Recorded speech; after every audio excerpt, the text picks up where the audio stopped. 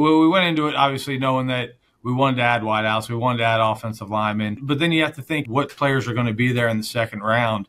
Certainly every year, I think wide receiver, Chris, is going to be a deep draft every year. And so you're always going to be able to take shots at wideouts throughout the draft, but those top tier tackles are hard to come by. So kind of made it an easy pick for us, really. I think that is something that we need to keep in mind for future drafts and possible free agent signings later on with Joe Hortiz as the general manager, because he said that taking Joe Alt at 5 was an easy decision for them based off who was on their board, because even though they knew that they needed to add wide receivers really badly, and it was probably their biggest hole on the roster at the time, they took the best player available and the more valuable player at the top of the draft with their biggest asset, because they know that they can wait on wide receivers. He knows that wide receivers hit on day 2 in the draft pretty regularly, and Joe Hortiz is right when he says that college football, the game has changed, and there's going to be an abundance of good wide receivers every single year. So that's why he ended up taking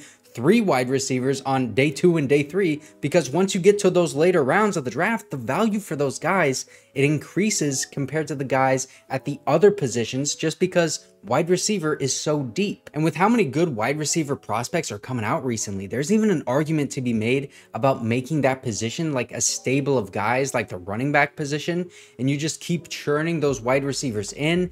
By the time they need that second contract, their rookie contract is up, then you can just let them walk in free agency and you get a comp pick back for them, and then you spend that pick on another wide receiver in the draft, because inevitably it's going to be a very deep wide receiver class. And we actually saw 2 big money wide receivers leave this team very shortly after Joe Hortiz took over, so we'll see if he ends up taking that route. But obviously, Joe Hortiz, he knows that there's value in wide receivers still. I mean, he felt the urgency to address wide receivers so much after taking Joe Alt. That's why he traded up to secure Ladd McConkey, the best wide receiver that he had left on his board. So he understands the holes on this roster as well as the best roster management strategy. And he had a lot of interesting things to say in this interview with Chris Long on his podcast Greenlight.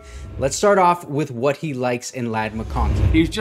He was one of his versatility jumps off the screen. He plays outside, inside. His feel and instincts and spatial awareness was great. The way he catches the ball and the way he finds space and transitions upfield. I mean, it's such a friend to a quarterback, just elite route runner and elite hands, and just knew how to get open and get upfield after the catch. A quarterback's best friend, man. That is exactly what this offense needs for Justin Herbert, especially considering that we're likely going to be running the ball very often and utilizing Ladd McConkey as like a quick target guy that can create separation really quickly, so you can just get those first downs, kind of similar to how we used Keenan Allen. But Ladd McConkey can actually provide more than that, because listen, he's not just a great route runner. He has a good feel for zone coverages and where to sit in the soft spots, and then also work with his quarterback when he's scrambling out of the pocket.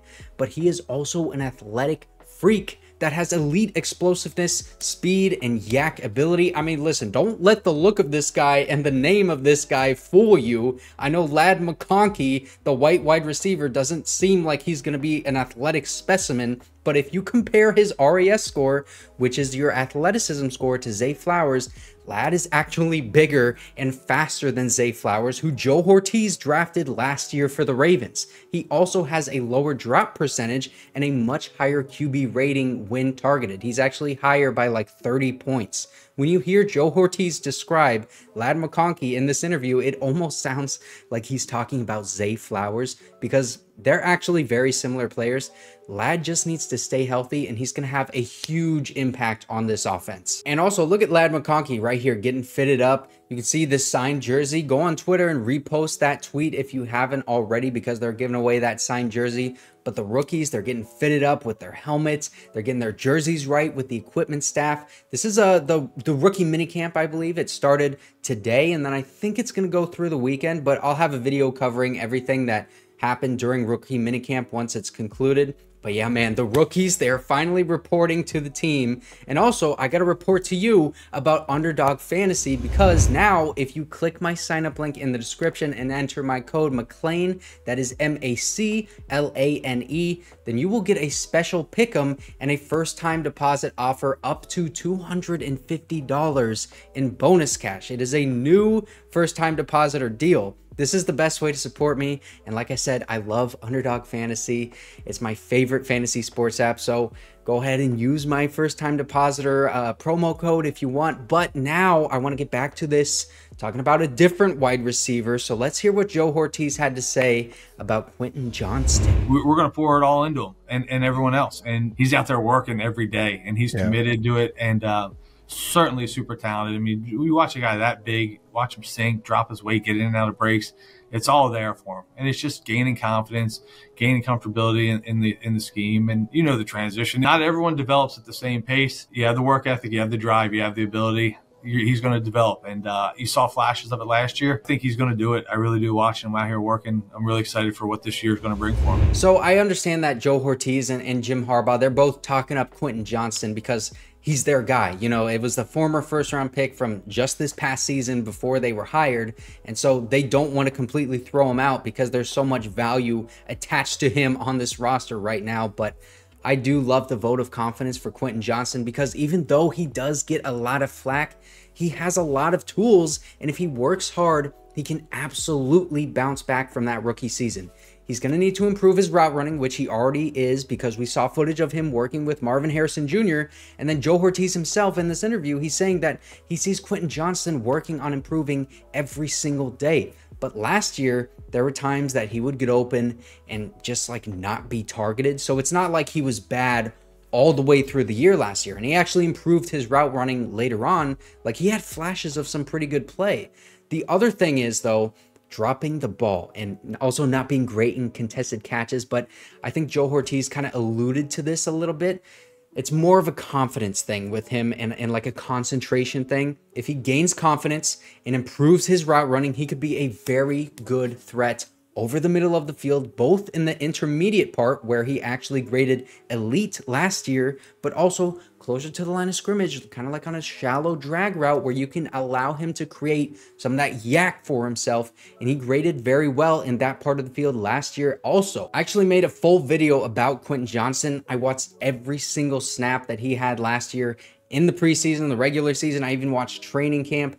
The gist of it is like, yeah, he was dropping balls. He had a lot of pass interferences against him, but in the contested catch, he wasn't great. He needs to attack the ball better. Biggest thing was the route running. That needs to improve, but he did have some times and showed some flashes of getting open and you know, coming off the line of scrimmage with really nice suddenness, but he just wasn't targeted when he was able to get open. And I think the biggest thing is like us as fans, we need to not rag on him. Like I've seen a lot of people do on social media saying he's trash or whatever. We need to be supportive of him because that is what is going to help out this offense and help out Justin Herbert. I mean, that's what they're always talking about, taking all the pressure off of Justin Herbert, or at least as much pressure off of him as they can. I mean, just listen to Joe Hortiz say this exact same thing about Justin Herbert. Oh, he is special. There's no doubt. You watch him throw out here at practice, move around. Just he's so much bigger than you even realize when you get out here. And then just to watch his athleticism for a guy his size, and then the arm talent is special. Our job is to build as much talent around him and help him not to feel like he's got to do it all, you know. And how does Justin get better? You improve the defense, you improve the run game, you improve the pass protection, and you let him do his thing. Take as much pressure off of Justin Herbert's plate as possible. I mean, that is why you draft 3 wide receivers, the best offensive tackle in the draft, and you invest heavily into the offensive coaching staff. I've seriously never seen so many coaches on one team, but they understand the opportunity that they have with a quarterback the caliber of Justin Herbert, and they're taking the approach of investing in everything around him to be the best that it can be in order to maximize how great Justin is when you call upon him to just go out and be great. If you ask Justin to throw for 5,000 yards and 50 touchdowns a year, I'm sure that he can do that. But they don't want to do that because then you're relying so heavily on him, and that makes you one-dimensional. Invest into a dominant offensive line and have an aggressive defense that complements a balanced style of football so that when Justin Herbert is on the field, defenses can't prioritize taking him out of the game specifically, and they have to take into account the run game. The way I kind of like to imagine it is like the 49ers. If they had Justin Herbert instead of Brock Purdy, then bro, they would have won like 3 Super Bowls by now.